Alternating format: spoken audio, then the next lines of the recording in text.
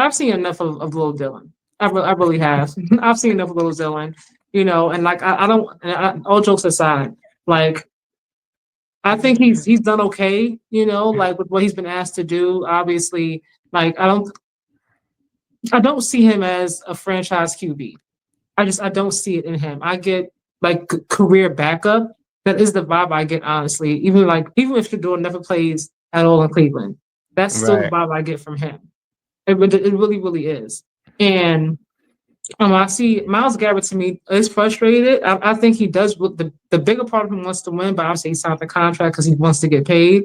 And I'm Mm-hmm. thinking to myself, how much longer do you continue to justify having not even giving Shedeur a chance when you have Dylan playing like that? Like at some point, like how do you as a coach keep looking at your locker room like, yeah, we're gonna go with Dylan. Dylan's our guy. Dylan's our guy. Like at this point, like you're losing. You're not winning. Yeah. Like if you were winning, I'm like, okay, well, it may not look good, but they're still winning games, right? Or it may not look good, but the offense may not look good, but Dylan looks really good in the offense. You know what I mean? He's at the one bright spot. He's got to get some more weapons around him, and Right. they can start getting that offense together. But I'm Right. not getting that vibe either. So how much Well, longer as a head coach are you going to be able to look at your team and justify having him there and not giving Shedeur even a chance? Like for me, I'm like, is he beginning to lose the locker room? Do you think? I don't think he's losing the locker room because Kevin Stefanski is a good coach. He's won Coach of the Year twice. I don't believe NFL coach can win Coach of the Year twice and not Mm-hmm. be a good coach. Their downfall came when they decided to take a chance on Deshaun Watson, who anybody at that time would have took a chance on Deshaun Watson. Mm-hmm. Deshaun Watson didn't play up to the level that we all expected him to play up to, and so now Mm-hmm. you got them in this situation that they're in now. Mm-hmm. I think, and it's very unfortunate that I don't think Shedeur or Dillion Gabriel is going to get a fair shake. And, Why do you say that? and it's Cleveland's fault because Cleveland shouldn't have drafted Shedeur. They should, if you were going to draft Dillion Gabriel, if you were going to Mm-hmm. sign Joe Flacco, trade for Kenny Pickett, and Mm-hmm. then draft Dillion Gabriel in the third round, then you should let somebody else take Shedeur Sanders. Mm-hmm. I don't understand. Maybe it was a favor. Handsome and Dion are pretty cool. I'm here, and maybe Mm-hmm. that and it was a favor that way. But it's not fair to Dylan because you see rookie quarterbacks. We just talked about Drake May. Drake Mm-hmm. May, his whole first rookie. Well, they started with Brissett last year in his Mm-hmm. rookie Yeah. season, and then he came in and he played, and he didn't play well, but he got a chance to get that experience, and then Mm-hmm. he had a whole off season. He got a chance to develop, and now we're seeing the fruits You're of a that. different coach. Yeah, we're Different seeing team. right. We're seeing the fruits of that. Mm-hmm. Also, you look at a guy like Michael Penix in Atlanta. It's his rookie year. It's gonna take him time to develop, and then, Mm-hmm. but you can see that just give him time, he'll be better going forward. We're not giving Dillion Gabriel, and don't get me wrong, he's not a first round pick, so you don't get the same luxuries as a first round pick as you do for being a third round pick. But we're not giving him the same luxury of having an opportunity to develop because so many people want to see him fail. Same way with Shedeur. You got a lot of people want to see Shedeur succeed, but you got a lot of people want to see Shedeur fail. And it's like if you throw Shedeur in and he had one bad game, they're gonna say, "See, I told you he can't play. He's a backup," and that's not fair. Yeah, they're He just gonna say need that. Yeah. he needs time to develop too. Mm-hmm. So Cleveland, I like that Stefanski is going to stick with Dillion Gabriel. I like that from Dillion Gabriel's standpoint of getting an opportunity to make mistakes and to Mm-hmm. fail and still not have to look over his shoulder. But at the end of the day, at some point, Shedeur's going to get an opportunity to play. And then when Shedeur is in, he's going to have that same pressure of, okay, if I don't perform well, Mm-hmm. they might go back to Dillion Gabriel. And that's just not how you want to develop a rookie quarterback in the NFL. I get what you're saying. But I feel like Shedeur has gotten the short end of the stick the entire time.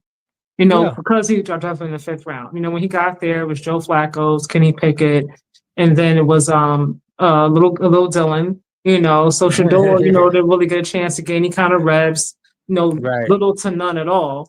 And then obviously when they got rid of Pickett, and then moved up, little right, Dylan to the backup, I feel like, and even now that he's, the starting QB and Joe Flacco's gone, it's just him and Shedeur, and then I think they got Billy Zapp or whatever as well. He's still got a lot more reps, I guess, as he should. He got drafted before him, so it makes sense. I get it, but he's gotten more chances to develop, than Shedeur has, in my opinion. So for me, I don't feel like he's gotten the short end of the stick more as much as Shedeur has.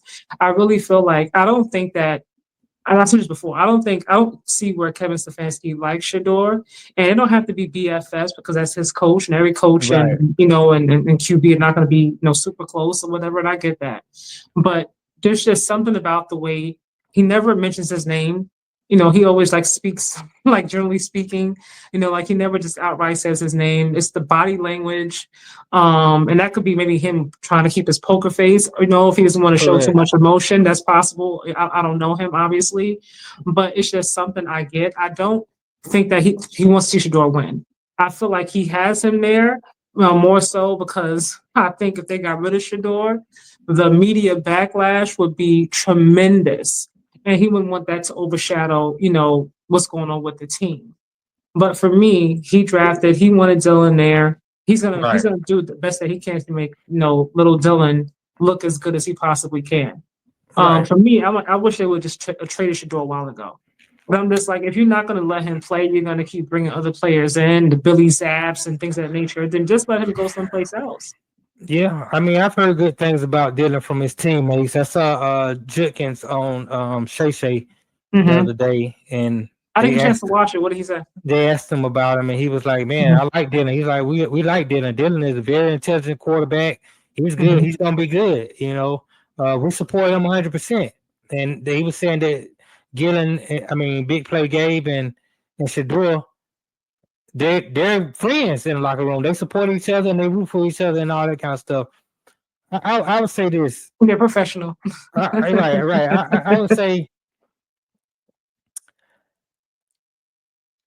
as a fifth round pick, it's not going to be fair. You're not going to have the same opportunities as a guy who was drafted 50 slots ahead of you, who the coach really wants. It's not going to be fair. Unfortunately, and I hate to have to say this, but it's the truth.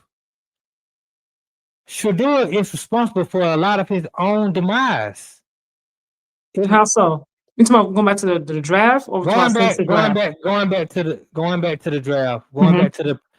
to the pre-draft, then the draft.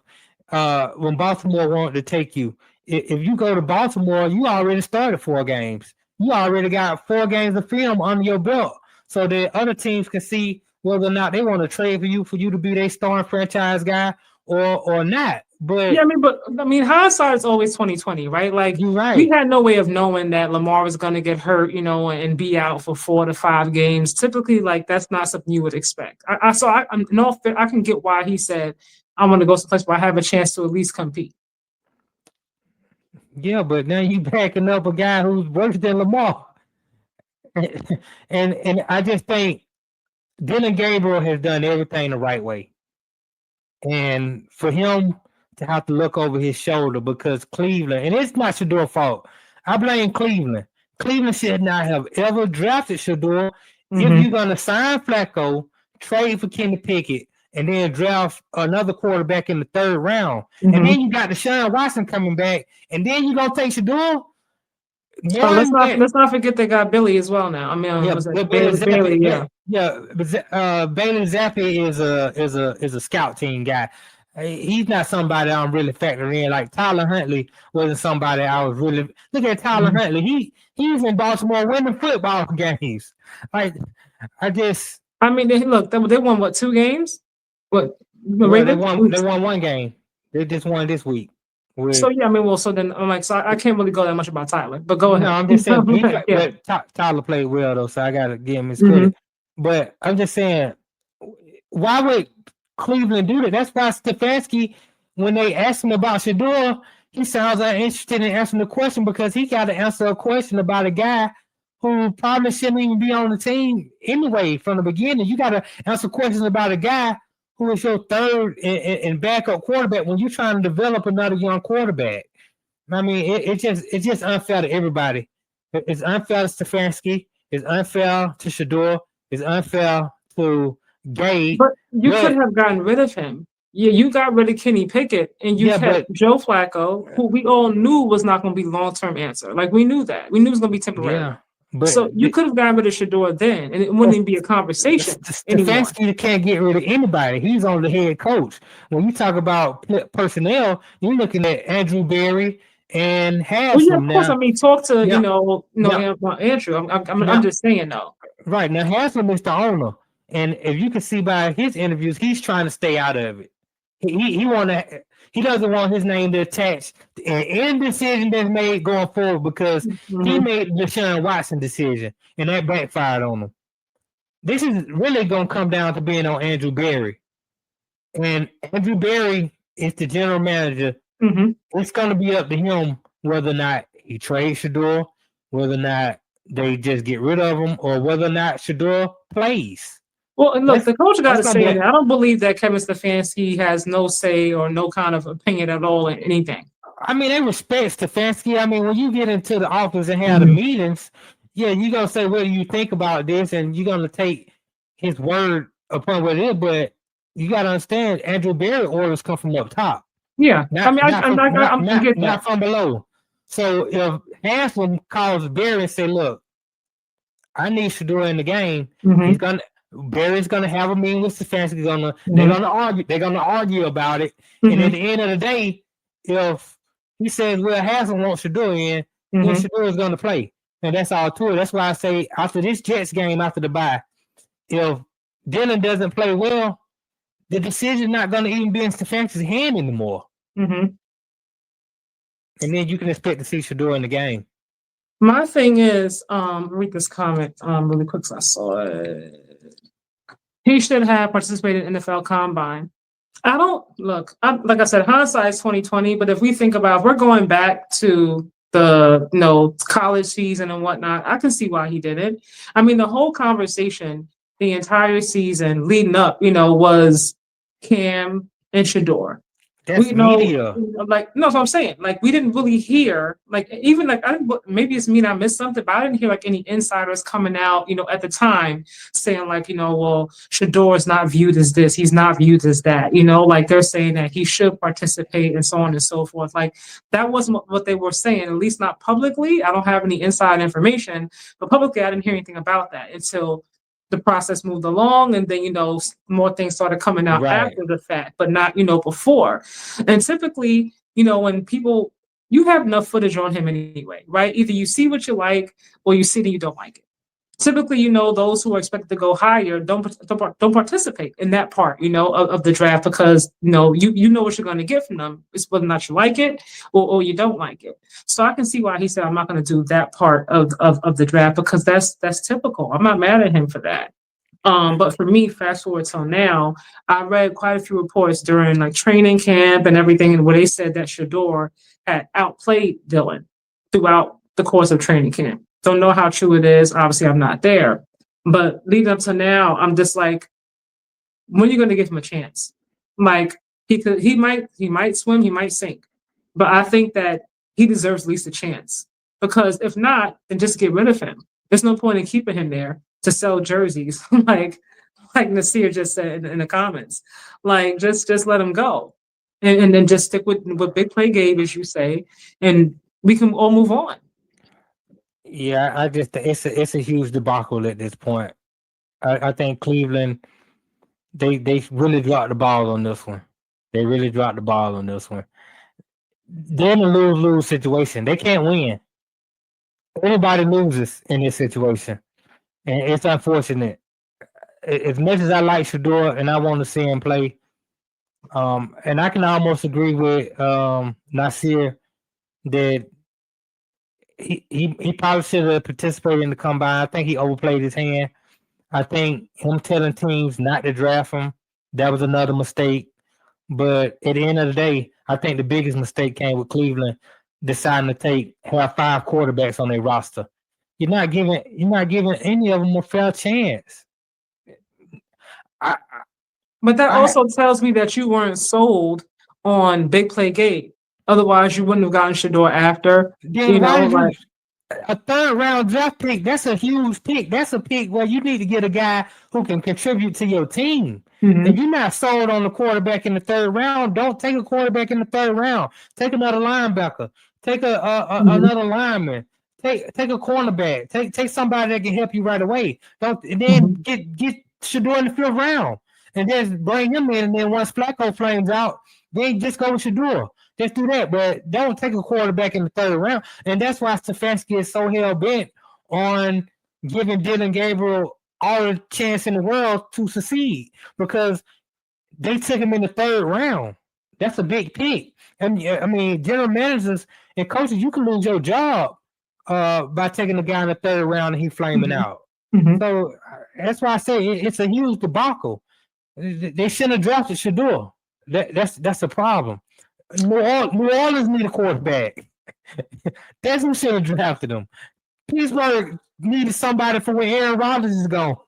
That would have been a better situation. Yeah, I agree with that too. Whole other conversation as far as that goes. Baltimore would have been a great situation for him. Even if you don't see Lamar Jackson getting hurt, it goes back to your question that you asked me a couple weeks ago. Since you have a backup that has some similar tools that the guy who started. Shedeur is not Lamar Jackson, but he's not Cooper Rush either. He has some of the tools that Lamar Jackson has. That would have been a good situation. But him sitting behind Jalen Hurts, that would have been a good situation. My thing is I don't see a plan for Shedeur. And no I don't see Shedeur. Exactly. So if you don't, then you could have kept Flacco, you could have kept Pickett, you could have kept Dillion, and you could have sent Shedeur on his way.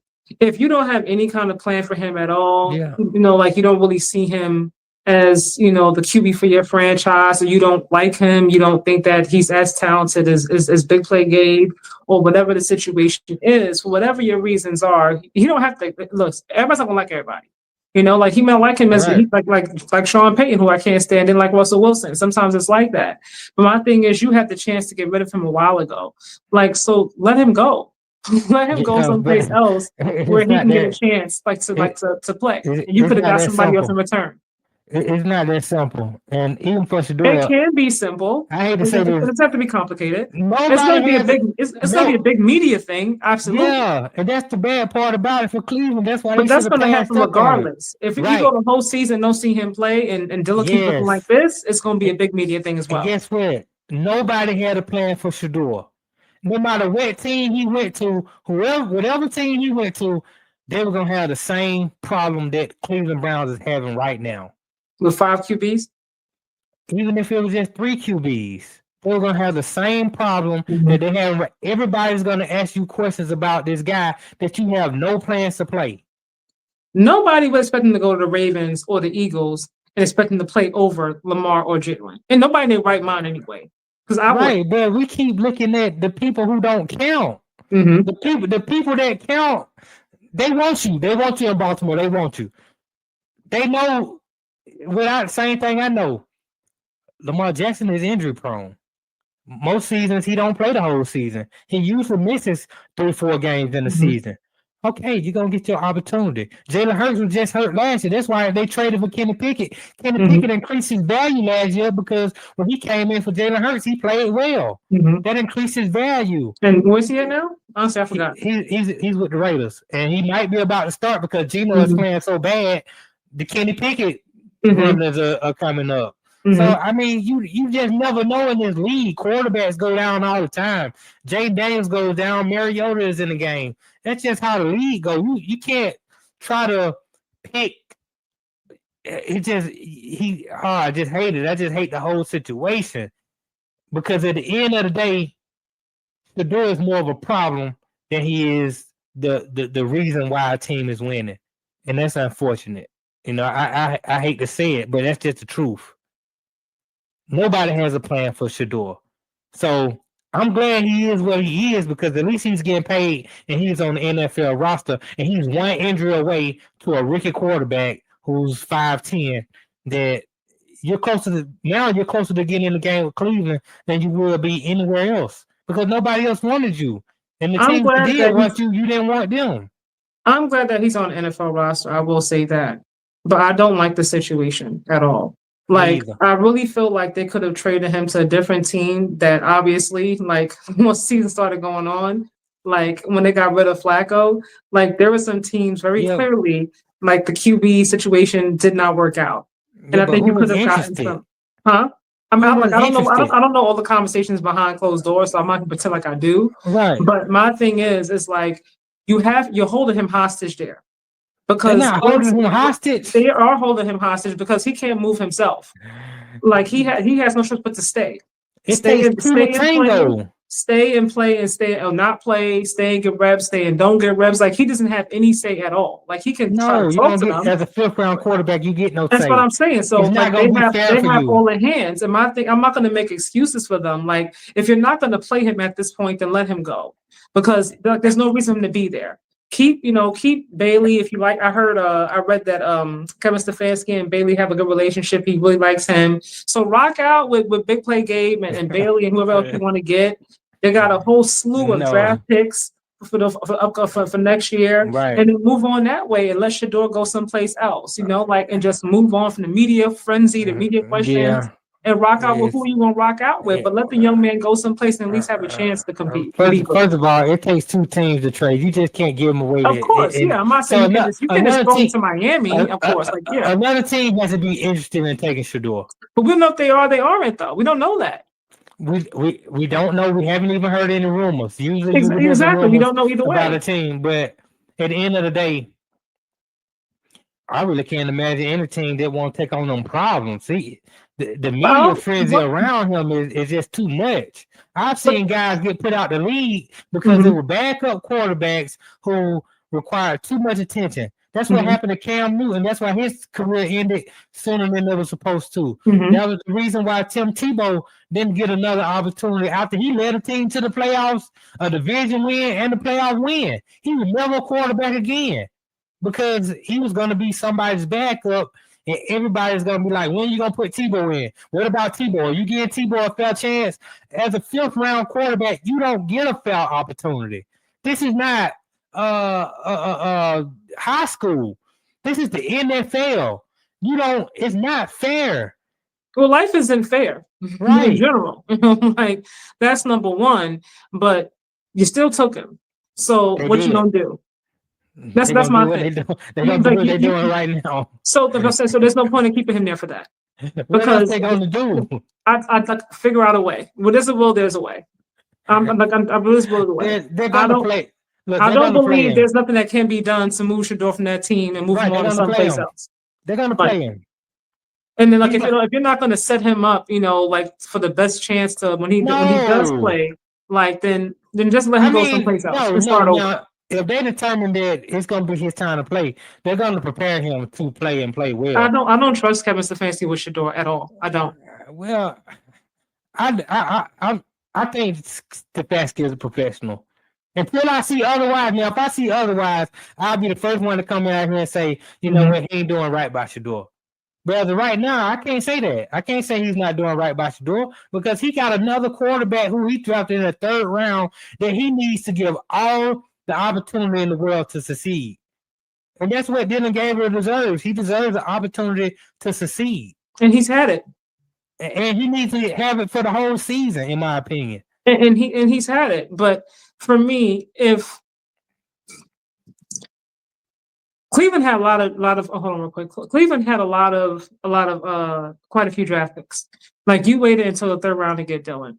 And then you went ahead and got Shedeur after you already had Joe Flacco, after you already had Kenny Pickett. Like you got Joe Flacco. And Watson coming back.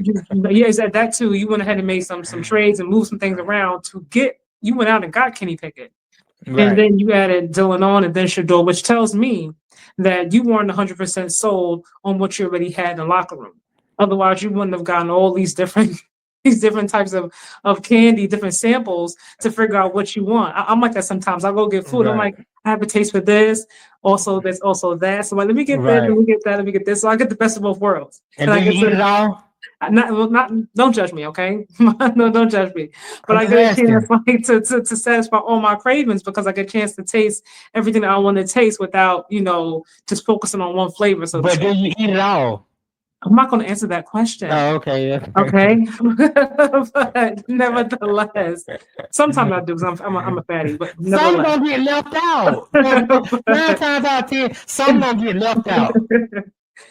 But no, what I was going to say was like, my point is like, you're not 100% convinced of what you have. That's number one. Right. And at this point, you have a lot more draft picks and there's a lot more talent, should I say. I don't want to say a lot more, but more talent coming out at the next draft, obviously.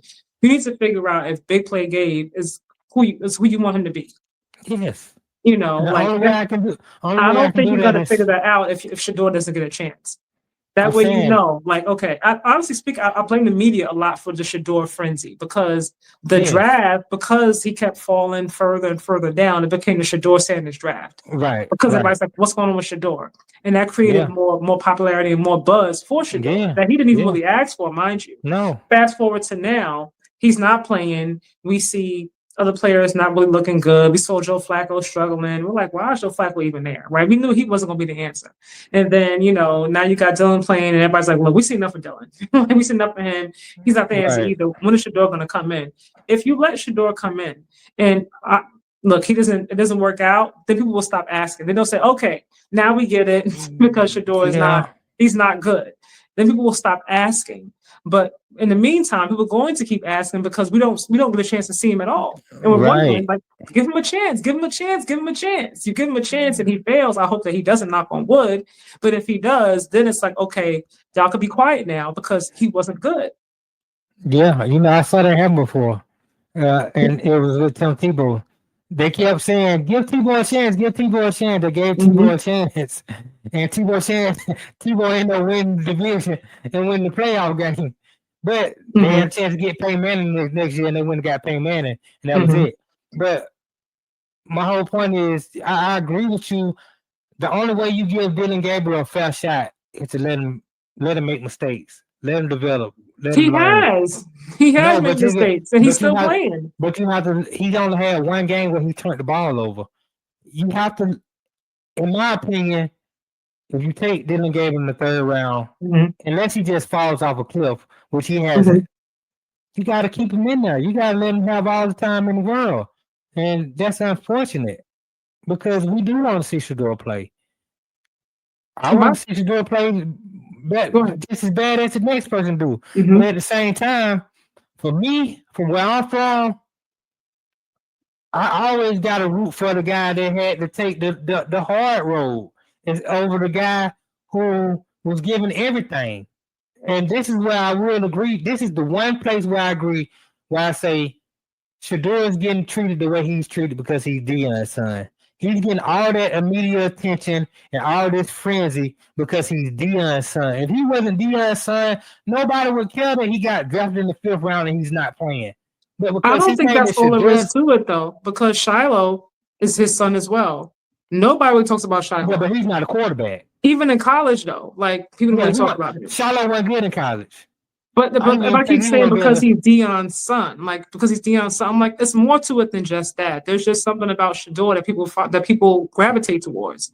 There are people like that. You like people like, why are we talking about them? You know what I mean? Like it's obviously a part of it, but not the whole part of it. Like his daughter, I forgot what's her name. I forgot her name. She plays basketball. Like you never really hear about her, even with having that Sanders last name at all. Like you just really don't. Shedeur's like the one kid out of all of them that you constantly hear about, even before he got to NFL. Like you saw him a lot more than the others. Right, because he's the quarterback. He had the ball in his hand all the time. He was on TV all the time. He's doing it. He got his personality. So I'm saying that's part of it as well. He got swag like his dad had. He just don't have the talent that his dad had. And so, your dad, when Dillion Sanders, he didn't go to the combine. He showed up to the combine to do one thing, running 40. He wanted to show everybody he was the fastest man there. He ran like a 4.1 at the combine, and they were like, all right, he's a top 5 pick. You're not good enough to skip the combine. You don't have what your dad had. And so I think he misplayed his hand, which is fine. Nobody had a problem with it though at the time where he said he wasn't going to be throwing at the combine. I mean, at the time when he said he didn't want to throw it to combine, I questioned it. I didn't have a problem with it, but I was like, maybe he should go. Because I thought that coming out, I thought that Cam Ward and Jackson Dart were the best two quarterbacks coming out. And then I thought Shedeur was the third best quarterback coming out.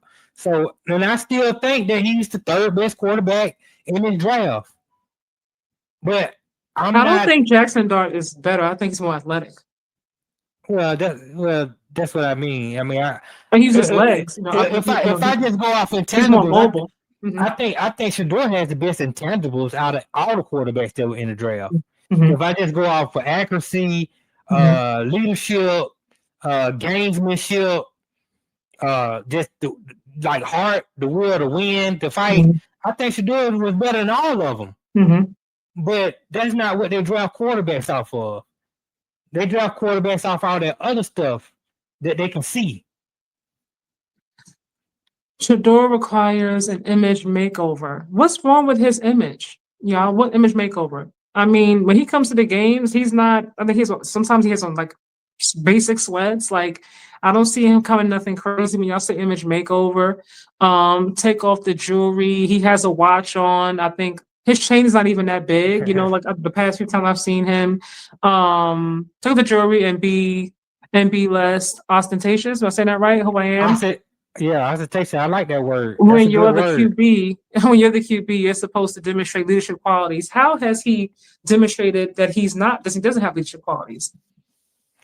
Yeah, I disagree with that statement. I mean, I disagree with the first part of that statement that he requires an image makeover. Yes, you're supposed to demonstrate leadership qualities. I agree with that part, but all that take the jewelry What's wrong with how has he demonstrated that he doesn't have leadership qualities? What has he done? No. I'm just saying I agree with just when you're a quarterback, you're supposed to demonstrate leadership qualities. I just mean that in general, but I don't think he hasn't. He's not playing. He is. I mean, they show little stuff of him on the practice field, and he's energetic and he's dancing. I like all that. It seems like his teammates like him. Which is a positive thing. I have no problem with the jewelry and all that kind of stuff like that. Like, if you can win football games, you can win football games. You can't. It don't matter if you wear no jewelry. If you don't wear any jewelry and you can't win football games, then maybe you need to put some jewelry on. So I disagree with that part. Jackson Dart wears his jewelry. Can you win football games or can you not win football games?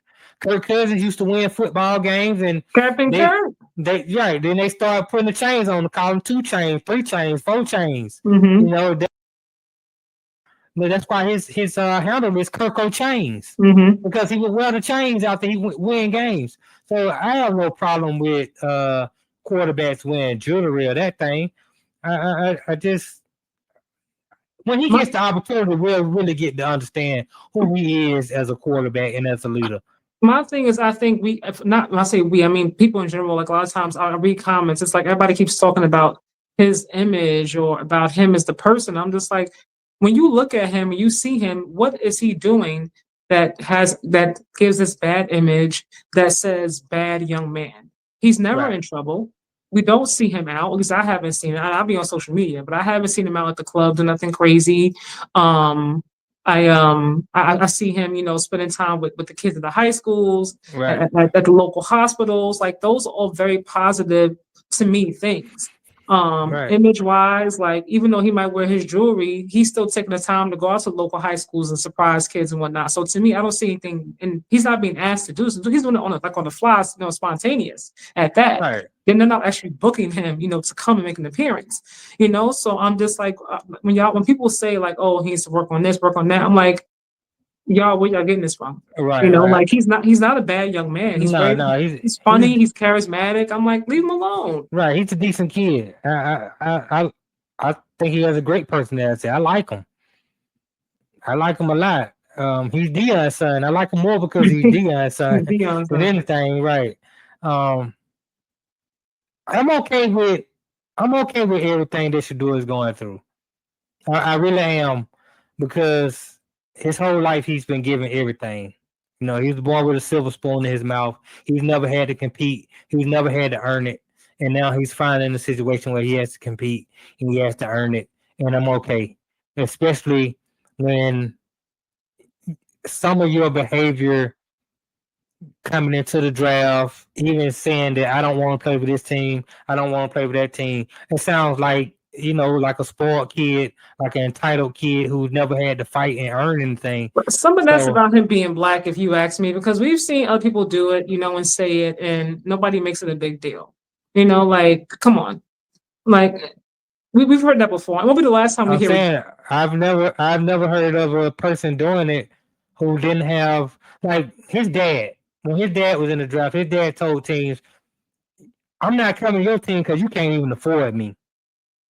But his dad is arguably the greatest football player to ever play. Mm-hmm. I get that. I have no doubt. Didn't the Mannings do it though as well? Yes, but these guys are undeniable talent. Eli was undeniable. Yes, two Super Bowl MVPs. No, before that, coming into the NFL. Coming into the NFL, he was that guy. Eli, you said he was undeniable to you. Really? Eli was undeniable coming in. Okay, I've never heard that before. Coming out of Ole Miss, everybody knew Eli's going to be the first pick in the draft. Well, because of his last name, or because he was undeniable talent without the last name? Like if you didn't have Manning, you were like, he's undeniable. It was both. Eli Manning was a great quarterback, in my opinion. Okay. The man didn't get hurt. I mean, he took a pounding. I mean, he made some of the greatest throws. Mm-hmm. Yeah, pause. He made some of the greatest throws I've ever seen when the games would count the most. I mean, he had the most four-quarter comebacks that any other quarterback had for 2 years. Now, he had some years where he believed in the league in interceptions. Don't get me wrong. But Eli Manning was that guy. He had a big arm, big stature, and he was a Manning. Same with Peyton Manning. Everybody knew Peyton Manning. John Elway was another guy who said, I'm not going to the Colts. I'm not going to that team. I just go play baseball with the Yankees because I'm a high draft pick in baseball too. Don't take me. Okay, so he got the counter pick where he went, but this is undeniable talent. I've never seen a guy who doesn't have undeniable talent try to make his own play. It don't work like that. We didn't see with Bronny? No? Bronny didn't make his own play. His daddy made his play for him. I know. I very much remember hearing Rich Paul say, if you take Bronny, like he will not be playing. He will be overseas someplace. Like you will not see him on your team. Right, because Rich Paul has a lot of pull in the league as an agent. So if teams didn't listen to him, Rich Paul can say, okay, when this guy becomes a free agent, I'm not going to let him sign with your team because he has a lot of high-end clients. He has a lot of political power in the NBA with the NBA organization. So they listen to LeBron and Chris Paul. They got a lot of power. This situation is a little bit different. My thing is, I think we're moving into direction, even aside from having a household last name or a dad like LeBron James or Dillion Sanders, because these young men are making so much now in college and with these NIL deals, and they're making $5 million to play and all these different things, and their net worth is $9 million, is at 19. But they're not the same players they were. Like, I mean, I'll say that mentally, like mindset wise. Like they're coming in already with the inflated sense of self. Like, look, I already make this much in college. I don't necessarily need, I don't need your team in order to be successful. But you know what I mean? When I say that, I mean because before they had to wait to NFL or NBA to make any kind of money. Like to buy mom a house, to get themselves a nice car or whatever have you. That day is gone. So now they're coming into it like, look, I'm like, they're not humble anymore. They're not like, oh my God, thank you so much for the opportunity. I love it. I need it. I appreciate it. My mom needs it. They're like, I already make the money. Like, I'm cool, so the vibe is different. How they carry themselves are very, very different. Players now, they're going back to college for more years because of the money. It almost feels like part of the love for just the game alone has kind of been lost. It's like, where am I going to go make the most money? Well, it has been, because college was the place where you played football for the love of the game. But at the end of the day, You can get It that ain't gonna you can get that NIL money, but it ain't gonna last you. True. If you want to keep your mama in that house, you better go to the NFL and you better play good because that money can be gone like That's that. true. That's true. That makes some good investment.